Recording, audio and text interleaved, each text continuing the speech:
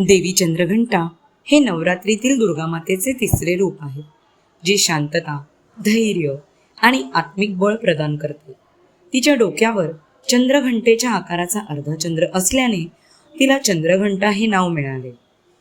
या देवीची पूजा केल्याने मन एकाग्र होते, भीती नाहीशी होते, आत्मविश्वास वाढतो आणि व्यक्तीला विनम्रता प्राप्त होते. देवीचे शरीर सुवर्ण रंगाचे असून दशभुजा आहेत. तिच्या 10 भुजांमध्ये त्रिशूळ, गदा, धनुष्यबाण, खडग, कमळ, घंटा आणि कमंडल यांसारखी शस्त्रास्त्रे व अलंकार आहेत. या देवीच्या उपासनेमुळे मन शांत आणि सजग होते, भावनांवर नियंत्रण मिळवता येते. तिच्या कृपेने आत्मविश्वास वाढतो, मनातली भीती नाहीशी होते आणि विनम्रता येते.